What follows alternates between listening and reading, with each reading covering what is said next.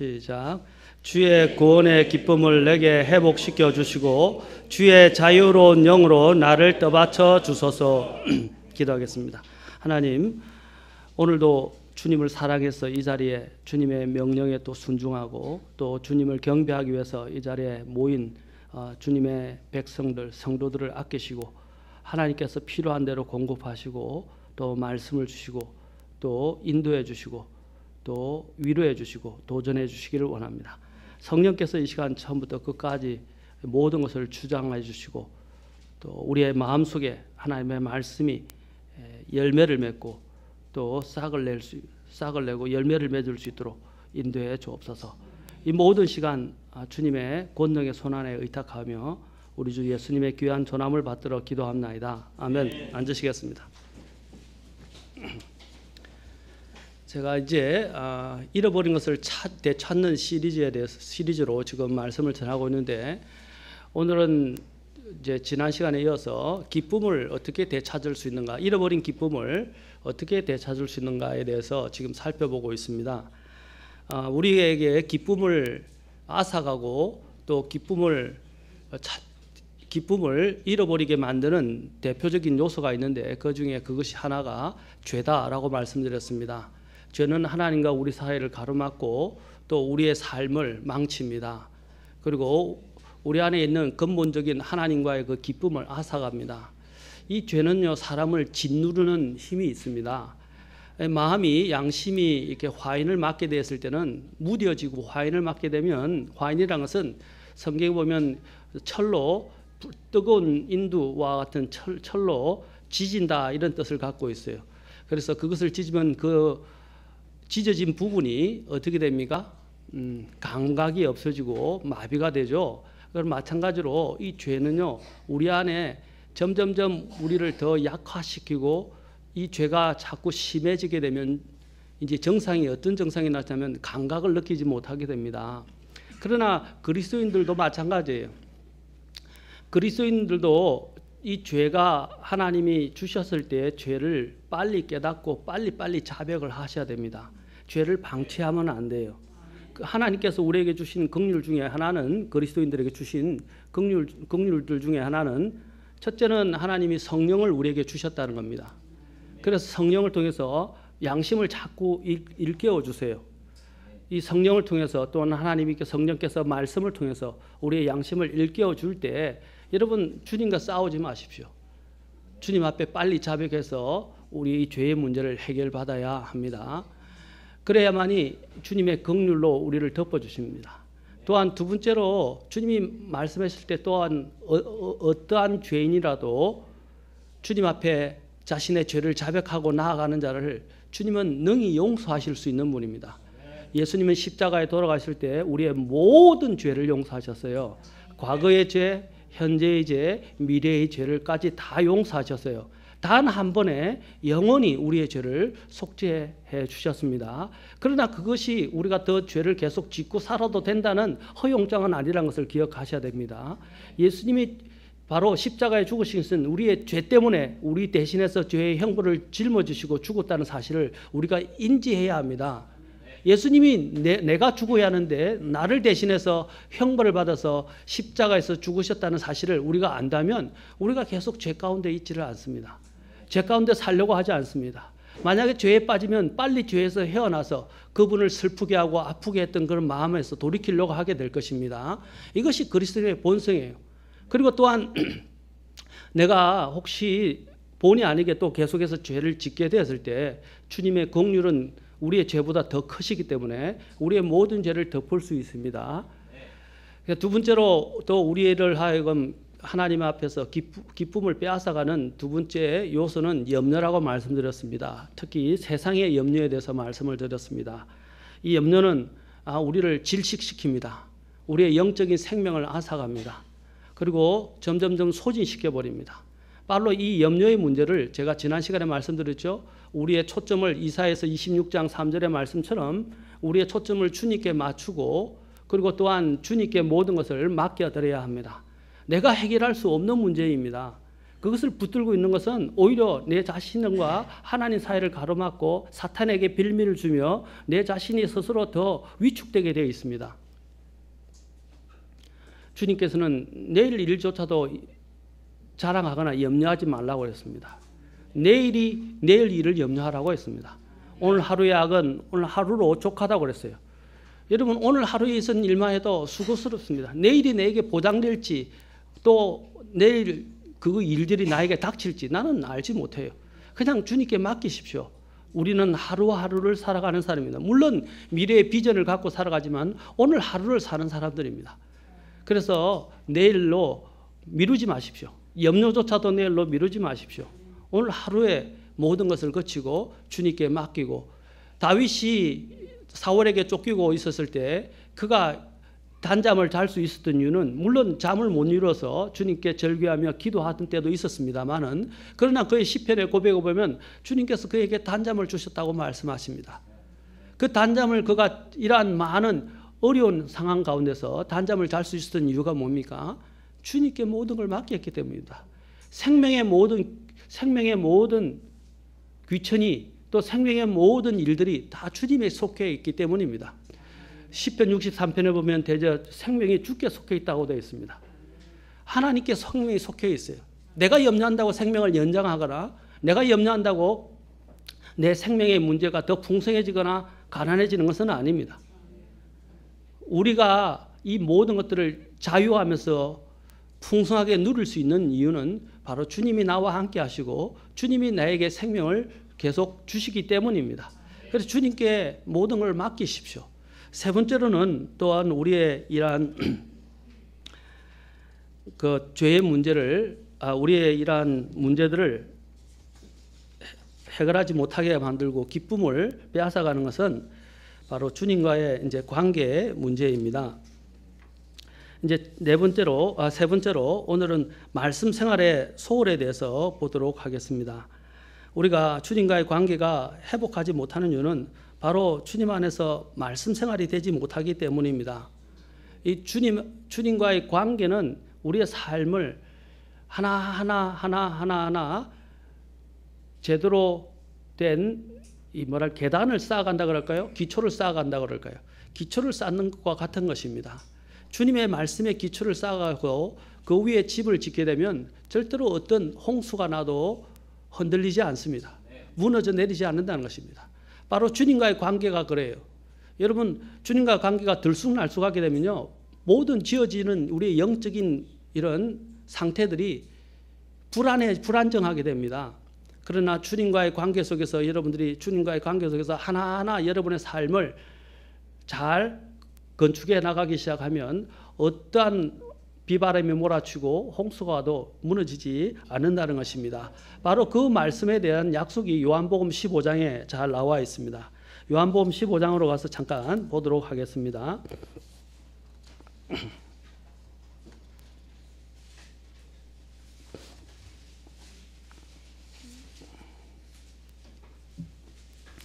자, 요한복음 15장에 가서 보겠습니다. 우리가 요한복음 15장은 자주 읽고 묵상하는 말씀입니다만은 이것은 아무리 강조해도 지나치지 않습니다.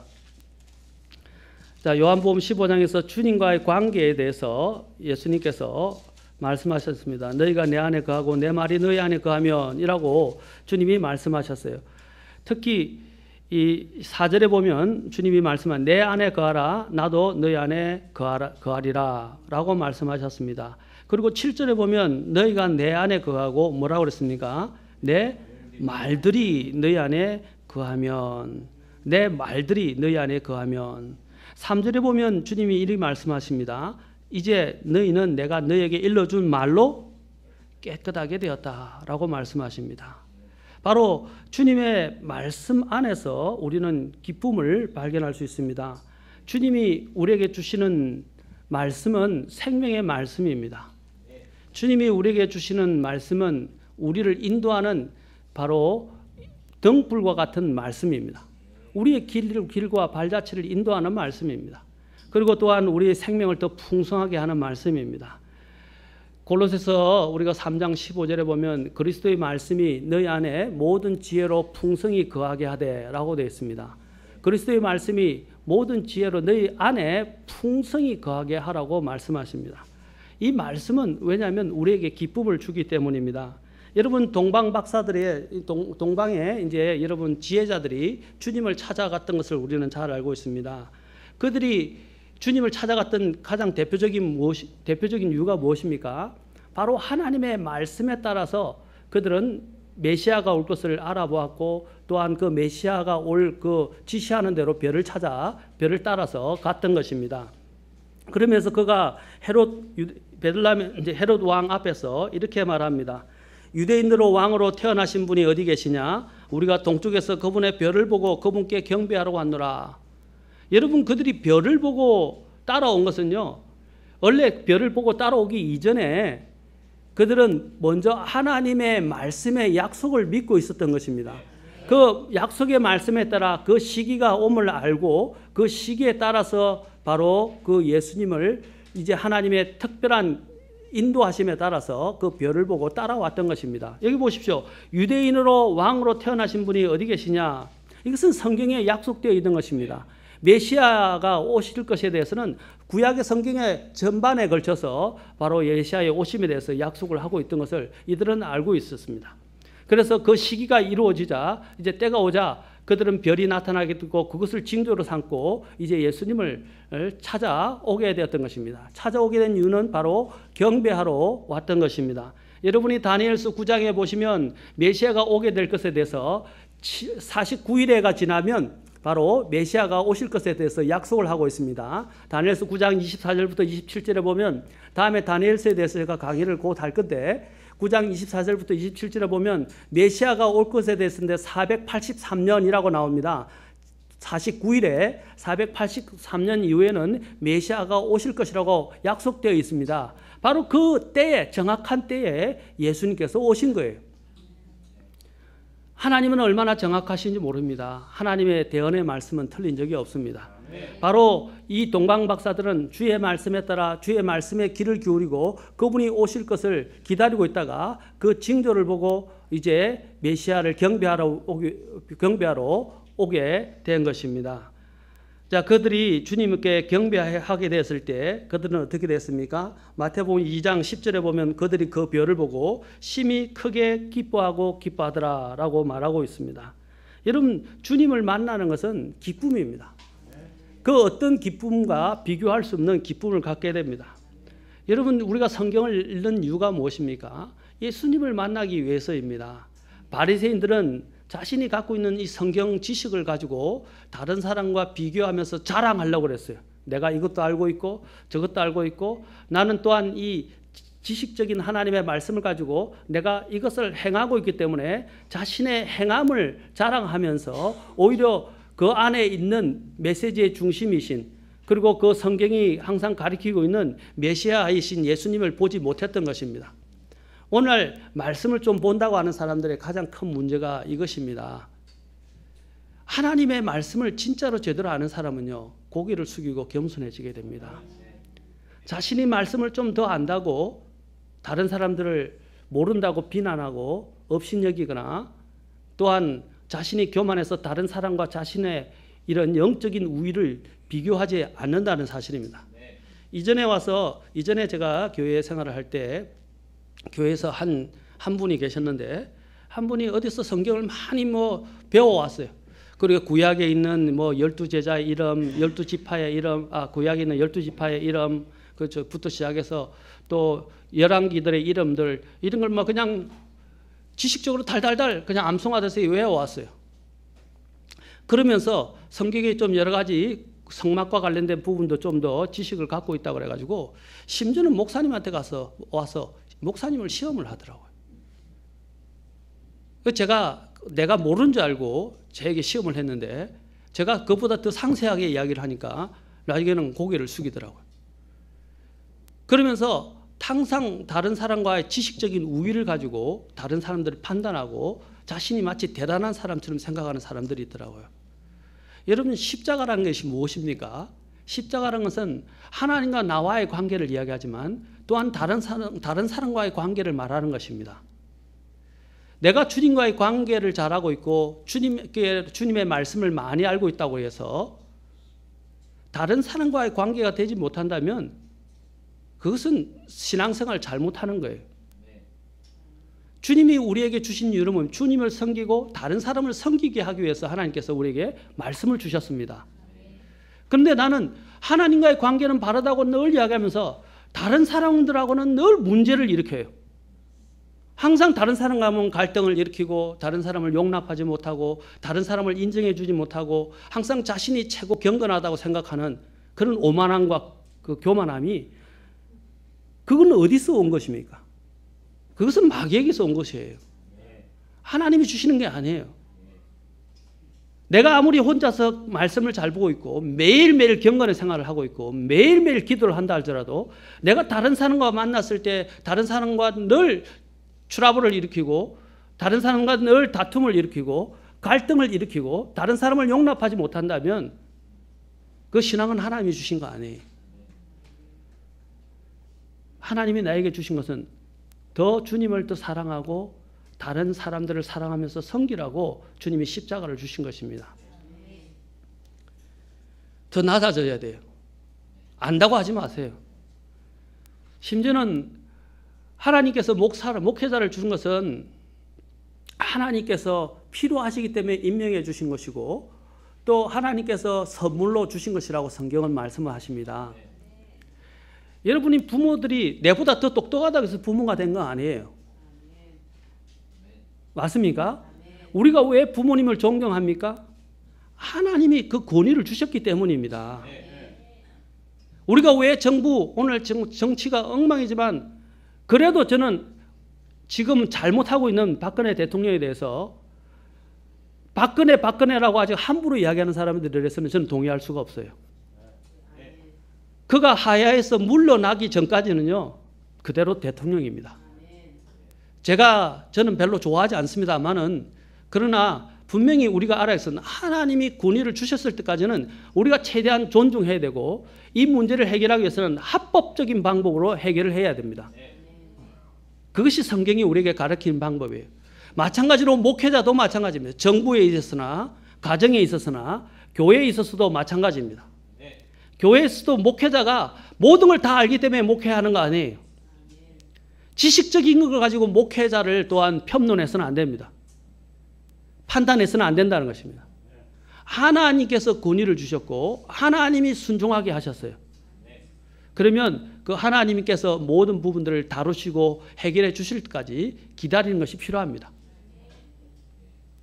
이것이 성경에 대한 믿음입니다. 제가 왜 이 말씀을 드리냐면 하나님의 성경 말씀을 제대로 이해하는 사람들은 그것을 가지고 판단하고 자신의 어떤 의의 기준을 가지고 잣대를 대는 것이 아니라 잣대를 대고 판단하고 정죄하는 것이 아니라 이 말씀 안에서 그 사람들이 더 잘 될 수 있도록 기도하고 그를 위해서 섬겨주는 것이 바람직한 신앙생활이라는 것입니다. 하나님과의 말씀 생활은 깊어지면 깊어질수록 더 사람을 더 겸손하고 온유한 사람으로 만듭니다. 또한 우리 여기 있는 이 동방의 지혜자들은 이 예수님을 만나게 되었을 때 이제 그 앞에서 기뻐하고 기뻐했습니다. 그들의 말씀이 그들에 대한 말씀에 대한 이런 고찰이 결국에는 주님 앞에 이르게 하였고 메시아를 만나게 했으며 그들 앞에서 이제 그분 앞에서 기쁨을 되찾게 만들어 주었습니다. 엠마오로 가는 두 제자를 봅시다. 예수님이 죽었다고 이제는 슬퍼하면서 엠마오로 가고 있던 두 제자에게 예수님께서 나타나셨습니다. 그런데 그들은 눈이 가려져서 그분을 알지 못했다고 말하고 있습니다. 그들은 걸으면서 서로 주고받는 대화를 하면서 주님께서 들으시고 너희가 왜 슬퍼하느냐라고 물으셨습니다. 그러자 그들이 예수님이 자신들이 믿던 메시아이시던 예수님이 십자가에 죽으셨고 그 일로 인해서 그들은 슬퍼하고 있었던 것을 말해 주었습니다. 그러자 예수님께서 뭐라고 말씀하셨습니까? 주님께서 구약부터 전체를 설명하시면서 예수님의 부활에 관련된 것까지 예수님께서 설명을 해 주셨어요. 그러자 그들이 어떻게 됐습니까? 마음이 뜨거워지기 시작했습니다. 그래서 그들은 기쁨을 회복하게 되었습니다. 하나님 안에서 말씀을 간직하는 것은 바로 우리 안에서 해결하지 못한 문제들을 가질 수 있는 약속을 가진 것과 같은 것입니다. 주님이 그들에게 말씀을 보여주신 이유가 무엇입니까?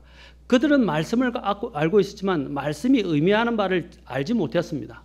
오늘날 많은 사람들이 말씀을 읽지만 말씀이 의미하는 바를 제대로 모르는 사람들이 많습니다. 아까 같이 지식적으로만 구하게 되면 그 말씀이 나에게 아무런 기쁨을 가져다 주지 못합니다. 주님께서 말씀하셨을 때 바리새인들에게 뭘 말씀하셨습니까? 너희가 성경을 영원한 생명을 얻으려고 성경을 상고하거니와 이 성경 기록은 나에 대해서 기록한 것이라고 이야기했습니다. 그들은 생명을 얻으려고 성경 기록을 탐구했었지만 그 탐구한 그 말씀들이 그들에게 예수님께로 인도하는 말씀이 되지 못했다는 것입니다. 그들이 만약에 그 말씀을 통해서 예수님을 제대로 만났다면 어떻게 되었겠습니까?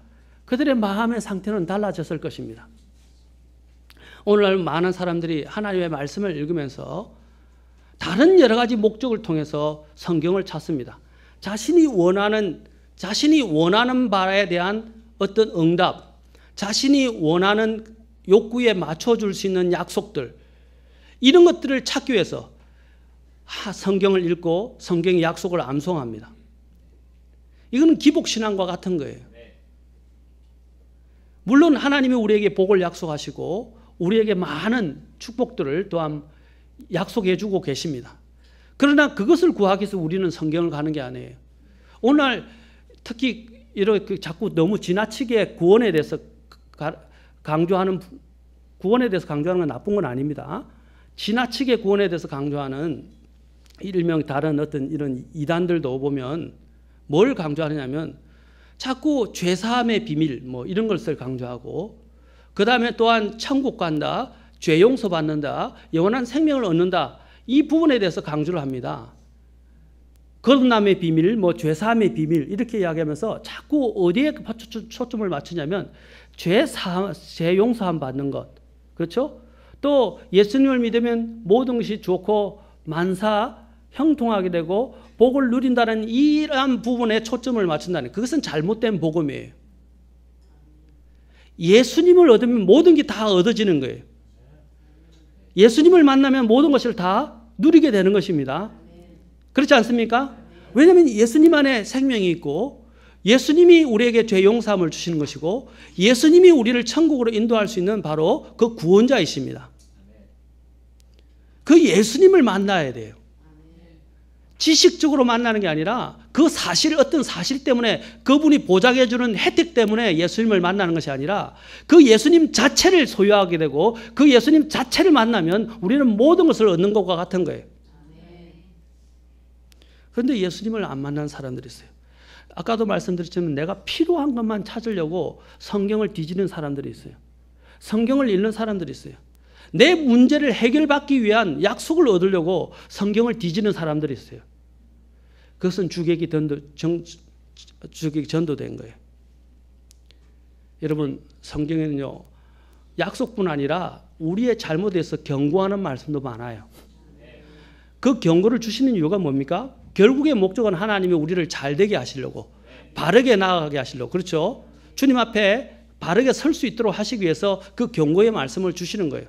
그것도 하나님의 말씀으로 받아들여야 돼요. 그걸 읽을 때 여러분 마음이 꺼려지죠? 저도 성경을 읽다가 제 죄에 관련된 부분들이 성경에 나오면요, 정말 힘들어요. 그러나 그것을 저는 암송하기를 원합니다. 또한 목회자로서 설교를 할 때요, 설교를 주님 앞에서 하는데 어떤 때는 설교가 내가 원하지 않는 본문이 나올 때도 있어요. 제가 괴로울 때가 있어요. 저도 인간이기 때문에. 그런데 어떻게 하는지 아십니까? 주님 앞에 순종하는 마음으로 합니다. 나에게는 부담이 되고 끄리낌이 되고 나에게는 정말 민망하고 힘들지만은 그 말씀을 준비하게 될 때가 있어요. 왜 그런지 아십니까? 이는 나의 말씀이 아니기 때문입니다. 나는 하나님께서 하라고 하는 그 말씀을 선포하는 것입니다. 대언자, 저는 대언자는 아닙니다. 구약의 대언자들의 책임이 무엇입니까? 그들은 자신들의 임의대로 말씀을 바꿀 수 있는 자격이 없었어요. 그들은 하나님이 말씀하라는 걸 가서 말씀을 전했습니다. 여러분, 이사야가 얼마나 많은 핍박을 받았습니까? 많은 반대를 받았습니까? 이사야가 나중에는 톱으로 잘려 죽었다고 알려지고 있습니다. 그런데 그 이사야가 그렇게 할 수 있었던 이유가 무엇입니까? 바로 대언자로서 하나님이 그에게 맡겨진 이 직분, 이 대언자의 직분을 소명으로 받들고 생명을 다해서 그가 순종했기 때문입니다. 에스겔 같은 경우 보십시오. 한쪽으로 390일, 또 한쪽으로는 40일을 누워 있어야 됐습니다. 토탈 430일을요, 누워 있어야 했어요. 1년 반 가까이 됩니다. 1년 반을 누워서 이스라엘 백성들에게 표적으로 보여주어야 했어요. 얼마나 괴롭습니까? 아마 그렇게 누워 있었다면 아마 몸에 종창이 났을 거예요. 그런데 그가 순종한 이유가 무엇입니까? 그가 해야 할 일은 하나님께 순종하라고 하신, 하나님께서 하라고 하신 말씀에 순종한 것입니다. 주님은 요한복음 15장을 통해서 바로 주님과의 관계가 우리에게 기쁨을 가져다 준다는 것을 그는 잘 알았던 것입니다. 특히 요한복음 15장으로 다시 가보십시오. 요한복음 15장에 보면 이렇게 말씀하십니다. 15장 11절을 보십시오. 15장 11절. 여기 보면 내가 너에게 이 일들을 말한 것은 내 기쁨이 너희 안에 머물러 있어 너희 기쁨이 충만하게 하려 함이니라. 내 기쁨, 바로 하나님의 기쁨이 우리 안에 머물러 있어 바로 주님의 기쁨으로 인해서 어떻게 해요? 우리가 우리의 기쁨이 더 충만하게 하시도록 하기 위해서 주님께서 이 말씀을, 요한복음 아까 읽었던 말씀을 주셨다는 것입니다. 주님과의 관계, 바로 여러분 주님 말씀 안에 거하게 되면 우리의 삶은 달라지기 시작합니다. 그리고 확신 가운데서 흔들리지 않게 될 것입니다. 또한 계속해서 우리가 오늘 말씀 생활에 소홀하게 되면 우리는 주님으로부터 기쁨을 잃어버리게 됩니다. 오늘 기독교계가 참 많이 잘못되어 가고 있죠. 너무 미신적이고 기복적이고 그리고 주님과의 관계보다는 어떤 행위적인 부분들을 강요하고 은사적인 부분들을 강요하는 것들이 오늘날 기독교가 가고 있는 모습입니다. 여러분, 이 기독교는요, 한 인격, 바로 유일한 인격이신 그 예수님과, 완전한 인격이신 예수님과의 관계의 문제입니다. 그분을 얼마나 아느냐가 중요한 것이 아니라 그분과 어떤 깊은 관계를 가지느냐가 가장 중요합니다. 그 깊은 관계를 가질 수 있도록 가르쳐주고 있는 것이 바로 성경 말씀입니다. 그래서 주님의 말씀 안에서 여러분이 정말 건전하게 주님과의 관계, 말씀 안에서 건전한 관계를 갖게 된다면 주님과의 인격적인 관계는 발라지게 됩니다. 바르게 됩니다.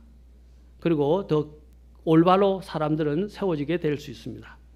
그 다음에 또한 우리가 기쁨을 회복하지 못하는 또 이유 중에 하나는 기도하지 않기 때문입니다. 기도하지 않게. 빌립보서 4장 6절에서는 바로 이 빌립보서 4장 6절은 또한 대표적으로 기도가 우리에게 이런 기쁨과 평안을 가져다 준다는 것을 말하고 있습니다. 잘 아는 말씀이지만 다시 가서 봅시다. 빌립보서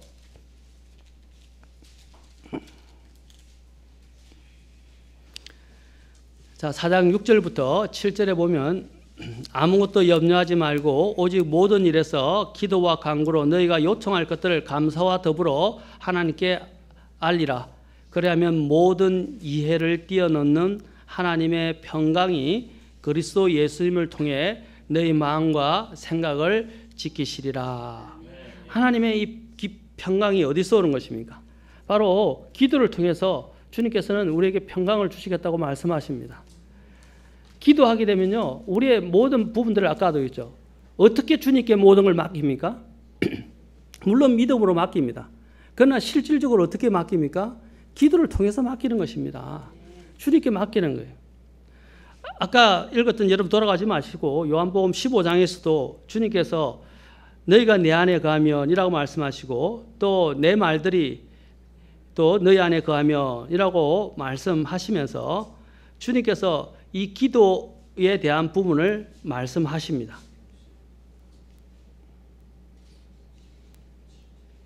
7절에 보면 뭐라고 그랬습니까? 너희가 내 안에 거하고 내 말들이 너희 안에 거하면 너희가 원하는 바를 구하라. 그러면 그것이 너희에게 이루어지리라 라고 말씀하셨습니다. 바로 주님 안에 또한 거하는 것은 하나님의 말씀이 거하는 것이지만 또한 그 말씀 안에 거하면서 주님께 기도하게 되면 주님께서 그 기도에 대해서 그 말씀에 따라 약속한 것에 따라서 응답하신다고 말씀하십니다. 그러면서 11절에서 아까 말씀드린 것처럼 이 일들을 말한 것은 내 기쁨이 너희 안에 있어 너희 기쁨이 충만하게 하려 함이라고 말씀하신 것입니다. 우리가 기도하지 않을 때 우리는 모든 우리의 갖고 있는 이 세상의 염려들과 세상의 문제들을 자꾸 내가 떠안게 되는 것입니다. 우리는 기도를 통해서 우리가 갖고 있는 문제들을 주님께 넘겨드려야 됩니다. 그렇게 되면 우리의 마음이 한결 가벼워지게 되어 있어요. 우리가 해결할 수 없는 문제까지도 주님께 맡기세요. 그 다음에 또한 우리가 기쁨을 얻지 못하는 이유 중에 하나는 무엇입니까? 바로 복음 전도를 하지 않기 때문입니다. 구령을 하지 않기 때문입니다. 우리에게 구령은 우리에게 주님께서 두 가지 열매를 말씀하시는데 하나는 인격적인 열매입니다. 첫 번째 이 인격적인 열매는 주님을 닮아가고 주님의 성품이 나 안에 자리 잡게 되고 주님의 모습이 나에게서 나타납니다. 이것이 인격적인 열매인데 갈라디아서 5장 우리가 잘 아는 22절과 23절에서 나타납니다. 두 번째로 주님께서 또 요한복음 15장이나 다른 곳에서 열매에 대해서 말하는데 우리의 삶의 또한 열매는 바로 영혼 구령의 열매입니다. 바로 영혼의 열매. 주님께서 내 혼자 이 구원의 기쁨을 누리면서 살라고 구원을 주시지 않으셨습니다. 하나님께서는 이 복음 증거의 일들을 천사에게도 맡기지 않으셨어요. 바로 그분의 백성에게 이 명령을 주셨습니다. 우리로 하여금 이 명령을 수행하도록 주님께서는 우리에게 아주 강한 명령으로 말씀하셨어요. 우리가 이것을 지상대명령이라고 말하지 않습니까? 그렇죠? 지상명령을 우리에게 주셨어요. 이것은 사복음서와 사도행전에까지 다 나타나고 있는 명령입니다. 우리가 구령을 하지 않으면 또한 주님께로 주신 기쁨을 자꾸 잃어가게 됩니다. 여러분 대표적으로 주님 앞에서 복음을 전했을 때 얼마나 많은 사람들이 기뻐했습니까? 특히 여러분이 알고 있는 누가복음 이제 15장으로 가보시면 누가복음에서 영혼들 없는 이 기쁨에 대해서 말하고 있습니다. 자, 누가복음 15장에 세 가지 비유가 나오죠. 자, 누가복음 15장에 가서 보겠습니다. 잘 아는 말씀이지만 말씀은 확인하고 확인해도 모자라지 않습니다. 자, 누가복음 15장에 보십시오. 우리가 잘 아는 주님께서 잃어버린 양의 비유에 대해서 처음에 말씀하십니다. 그 잃어버린 양을 찾았을 때, 자, 어떻게 이야기하고 있습니까? 5절에 보면 그가 그것을 찾은 적, 목자가 잃어버린 양을 찾았을 때 기뻐하며 그것을 자기 어깨에 메고, 그리고 자, 그 다음에 6절 보십시오. 집에 돌아가서 자기 친구와 이웃들을 함께 불러 그들에게 이르되 나와 함께 기뻐하라. 내가 잃어버린 내 양을 찾았노라 하리라. 내가 너희에게 이르노니 이와 같이 하늘에서는 회개할 필요가 없는 의로운 99 사람보다 회개하는 한 죄인으로 인하여 더 기쁨이 있으리라. 그 다음에 이제 주님께서 잃어버린 동전의 비유를 말씀해 주십니다. 한 여인이 드라크마 10개 중에 1개를 잃어버려서 부지런히 이제 집안을 샅샅이 뒤지면서 찾게 됩니다. 자, 그것을 찾게 됐을 때 9절 보십시오. 그녀가 그것을 찾은 적 자기 친구와 이웃들을 함께 불러 이르되 나와 함께 기뻐하라. 내가 잃어버린 드라크마를 찾았노라. 또 여기서도 계속해서 말하는 내가 너에게 이르노니 이와 같이 회개하는 한 죄인으로 인하여 하나님의 천사들 앞에서 기쁨이 있느니라 라고 말하고 있습니다. 여러분 영혼을 찾을 때 얻는 기쁨을 주님이 표현하시기 위해서 이 비유를 드신 것입니다. 마지막에는 잃어버린 아들의 비유를 통해서도 말씀하십니다. 여러분이 잘 아는 탕자의 비유입니다. 자, 탕자의 비유인데 그 아들이 돌아왔을 때 그 아버지가 어떻게 하고 있습니까? 자, 아버지가 자 보세요.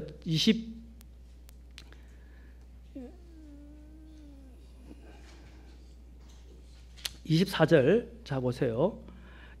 내 아들은 죽었다가 다시 살아났으며 그를 잃어버렸다가 찾았노라 하니 그들이 즐거워하기 시작하더라. 자, 여기서 아들을 찾았을 때 모두 다가 즐거워하게 되었습니다.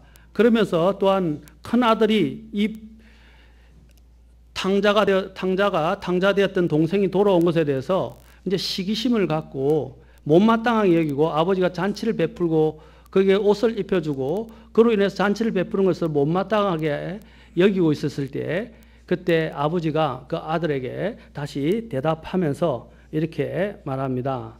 자, 여기 32절 보십시오. 이 내 동생은 죽었다가 다시 살아났으며 잃어버렸다가 찾았으니 우리가 즐거워하고 기뻐하는 것이 마땅하니라. 자, 여기서 우리가 알 수 있는 것은 하나님의 마음을 알 수 있습니다. 하나님은 한 명의 죄인이 회개하여 주님께로 돌아왔을 때 얼마나 기뻐하는지를 이것을 통해서 말씀해 주십니다. 심지어는 천사들 앞에서도 큰 기쁨이 있다고 말씀하셨습니다. 이것은 하늘에서의 뿐만 아니라 우리 그리스도인들도 한 명의 영혼을 얻게 될 때 오는 그 기쁨을 주님이 보여주신 것입니다. 사도 바울이 앞으로 주님 앞에 섰을 때에 그가 받게 될 5가지 면류관 중에서 어떤 면류관을 이야기했습니까? 왕관이라고도 이야기합니다. 이제 앞으로 지금 번역되고 있는 성경은 면류관이라고 돌릴 것입니다만은 왕관이라고 이야기를 했는데 이 왕관 중에 한 왕관이 5가지 왕관 중에 우리가 주님 앞에서 받게 될 5가지 왕관 중에 하나가 어떤 왕관입니까? 기쁨의 왕관 또는 환희의 왕관이라고 불려집니다. 즉 기쁨의 왕관, 환희의 왕관은 어떤 사람이 받게 되어 있습니까? 바로 구령한 자에게 주시는 왕관이라고 말합니다. 자, 데살로니가전서 2장으로 가서 보겠습니다. 제가 식은땀이 지금 많이 흘러가지고요. 어지럽기도 좀 하고 양해를 구하겠습니다. 제가 혹시 말이 좀 어눌해지더라도 자, 데살로니가전서 2장 19절 20절 보십시오. 사도 바울이 이제 이렇게 고백합니다. 우리의 소망이나 기쁨이나 환희의 관이 무엇이냐. 자, 환희의 관에 대해서 이야기합니다. 앞으로 주님 앞에 받게 될 5가지 왕관 중에 하나가 바로 이 기쁨 또는 환희의 관이라고 불려집니다. 이것은 어떤 사람에게 주어지는지 잘 나왔죠. 우리 주 예수 그리스도께서 오실 때 그분 앞에 있을 바로 너희가 아니냐. 20절 너희는 우리의 영광이요 기쁨이니라. 여러분들이 구원받은 이후에 몇 명의 영혼들을 주님께로 인도해 보셨습니까? 몇 명의 영혼들을 주님께로 인도해 보셨어요? 적어도 저는 이렇게 말씀드리고 싶습니다. 저는 정말로 많은 영혼들을 주님께로 인도했었습니다. 특히 대학교 시절에는요, 캠퍼스에서 쉬는 시간마다 나가서 사람들에게 복음을 전했습니다. 심지어는 군대 생활을 할 때도 보초를 쓰면서 제 고참한테, 지금 고참이라는 선임병한테 복음을 전하다가 불려가서 굉장히 혼난 적도 있습니다. 또 어떤 경우가 있었냐면 군 생활할 때 속초에서 속초나 대대리에서 이제 버스를 타고 서울로 오는 그 차 안에서 여러 사람들에게 복음을 전했었습니다. 또 속초에서 서울로 왔다가 서울에서 이제 다시 부산으로 내려가게 되는 기차 안에서도 기차에 옆에 탈 때 여러 사람들이 타잖아요. 여러 사람들이 탈 때마다 항상 기도하면서 옆에 사람들한테 복음을 전했습니다. 심지어는 제 옆에 수녀가 앉았는데 수녀에게도 복음을 전했습니다. 또 한 분에게 제가 복음을 전했는데 그 한 분이 대전 침신의 유명한 번역자이자 제가 굉장히 존경했던 분 중에 하나인데 좋은 책들을 많이 번역했던 분입니다. 그 교수님이셨어요. 그 교수님이 깜짝 놀라셨어요. 가는 데마다 사람들이 중간중간 각 기차역마다 사람들이 바뀌잖아요. 그러면 두 사람 또는 세 사람까지 또 복음을 전했었습니다.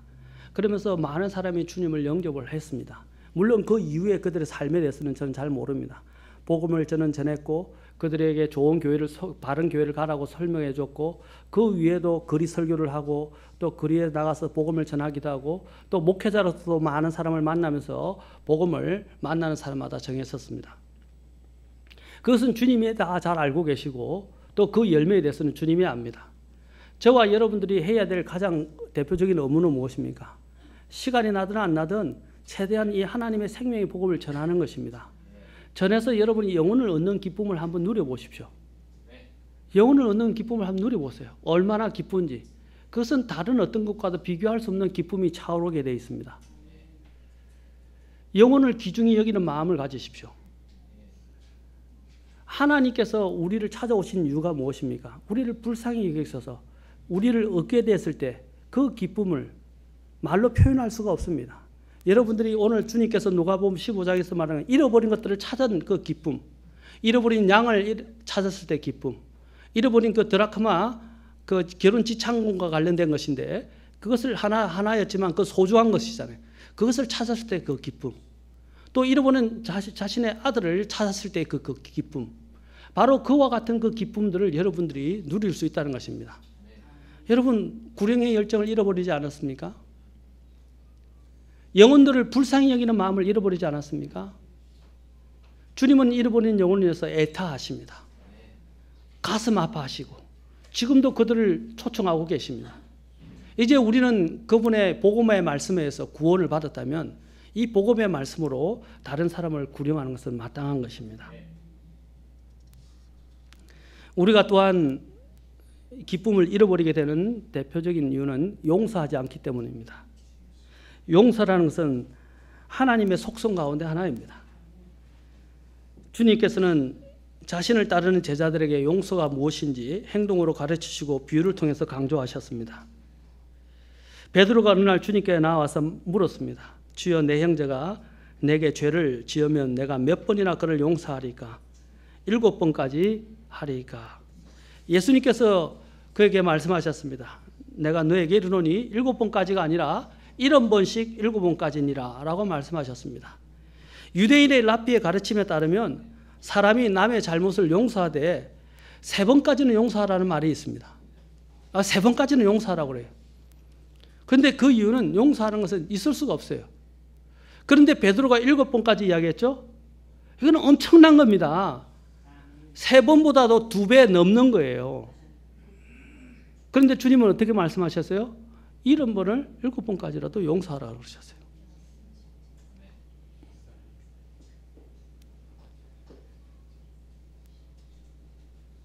이 말씀은 용서하는 데 제한을 두지 말라는 것입니다. 이 용서하지 않는 사람은요, 스스로 자기를 죽입니다. 용서받지 못한 사람이 발 뻗고 잘 수 있을까요? 용서 못하는 사람이 발 뻗고 잘 수 있을까요? 용서받지 못하는 사람은 자기가 뭐가 잘못했는지 모를 수도 있어요. 그렇죠? 용서하지 않는 사람은요, 그것으로 인해서 마음이 굉장히 괴로워져요. 제가 늘 말씀드리죠. 용서의 문제는 두 가지를 통해서 해결한다 그랬습니다. 그 사람이 잘못한 것들에 대해서 말을 하기 어려우면 그냥 주님께 맡기세요. 그리고 용서해버리세요.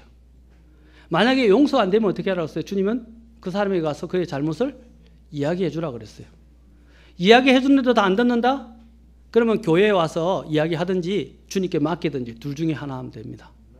하나님이 해결하게 하세요. 하나님은 공정하시고 하나님은 모든 걸 다 아십니다.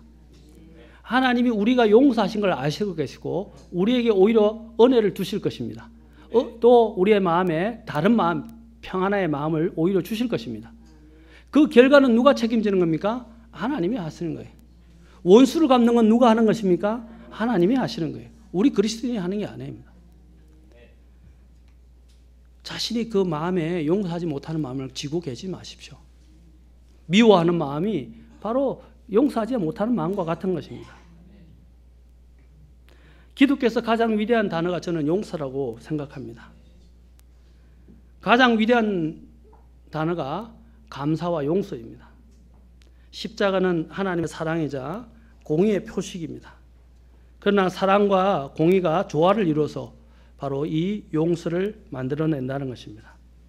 하나님께서는 용서받을 수 없는 자에게 그리스도를 통해서 용서할 수 있는 참된 자유의 길, 바로 영원한 생명의 길을 우리에게 열어주셨습니다.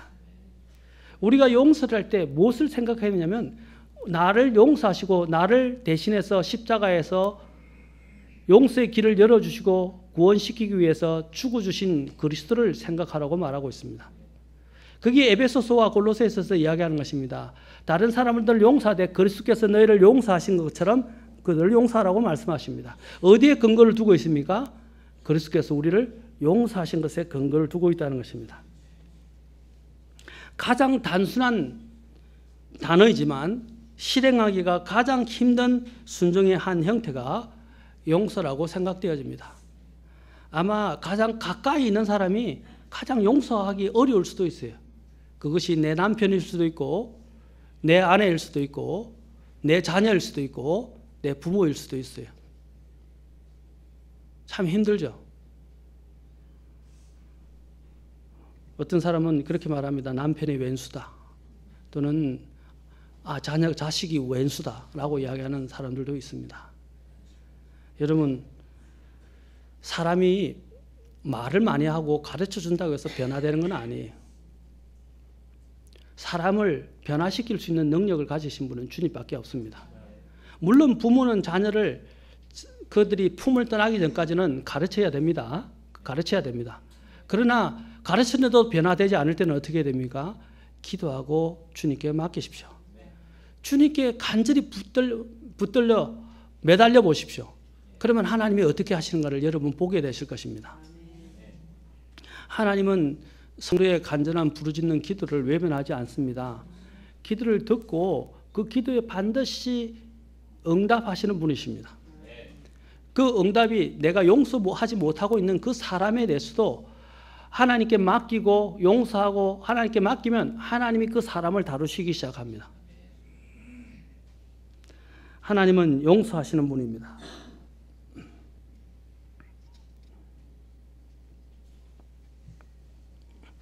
프랑스의 황제 나폴레옹이 길을 지나갈 때 한 소녀가 달려와서 무릎을 꿇었습니다. 폐하, 제 아버지를 용서해 주소서. 무슨 사연이 있냐고 나폴레옹이 묻자 소녀는 아버지가 사형 선고를 받았습니다 라고 대답했습니다. 그러니까 나폴레옹이 법을 어겼으니까 어쩔 수 없구나. 그러자 소녀가 흐느끼면서 호소했습니다.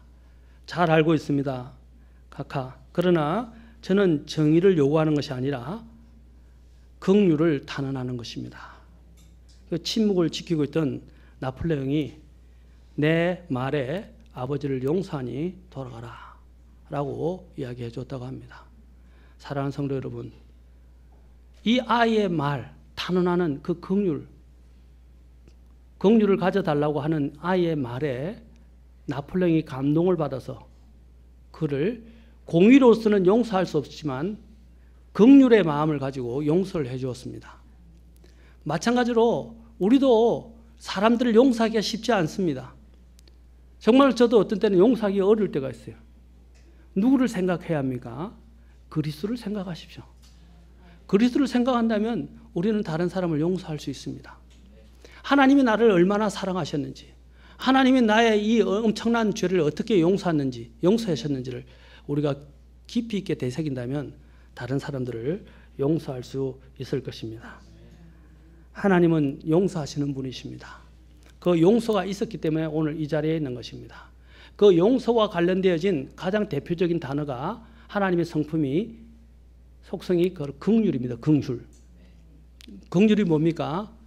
죄에 따라 다루지 않고 죄를 덮는 것입니다. 덮어주는 것입니다. 저도 항상 우리 자녀들을 징계할 때 항상 긍휼의 마음을 가지고 징계를 합니다. 제 아마 성질대로, 제 기분대로, 제 성질대로, 제 화대로 우리 자녀를 다뤘다면 아마 자녀들의 뼈가 남지 않았을 것 같아요. 아이를 다루면서도 저는 항상 마음속에 그 아이에 대한 긍휼의 마음을 잊지 않고 있습니다. 그걸 잃어버리면요, 아이를 혹독하고 가혹하게 다루게 됩니다. 그 마음을 가지고 마찬가지 하나님께서 우리를 다루실 때도 항상 긍휼로 다루십니다. 우리가 하나님의 이러한 큰 긍휼을 입었다는 사실을 늘 기억하십시오. 그러면 다른 사람을 용서하는 일은 내 힘으로는 되지 않지만 주님의 그 힘으로는 가능합니다. 가능합니다.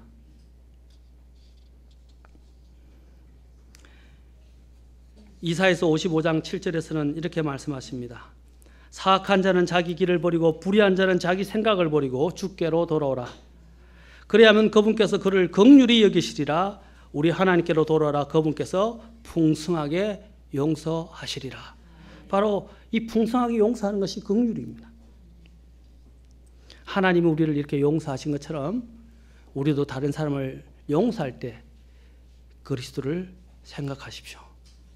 하나님께서 그리스도를 통해서 나를 얼마나 불쌍히 여기시고 긍휼을 베푸셔서 용서하셨는지를 기억하십시오. 또 우리에게 기쁨을 앗아가는 다른 요소들과 어떻게 하면 이제 이 기쁨을 다시 회복할 수 있는지에 대해서 다음 시간에 계속해서 살펴보도록 하겠습니다. 우리에게 오늘 주신 이 용서는 주님의 명령입니다. 이 주님의 명령을 우리는 되새기고 오늘 다른 사람들을 용서하지 않을 때 결국에는 내 자신의 믿음 생활조차를 다 망쳐버립니다. 오늘 말씀드린 것처럼 주님을 기억하시고 다른 사람들을 기꺼이 용서해 주시기를 바랍니다. 오늘 우리가 기쁨을 잃어버리게 되는 몇 가지 이유에 대해서 말씀드린 뭐라고 그랬어요? 첫째는 제일 먼저 죄, 두 번째는 염려, 세 번째로는 구령을 하지 않겠다. 네 번째로는 말씀 생활이 소홀히, 다섯 번째는 기도, 여섯 번째로는 용서의 문제를 말씀드렸습니다. 용서하십시오. 기도하겠습니다. 다 같이 일어서시겠습니다.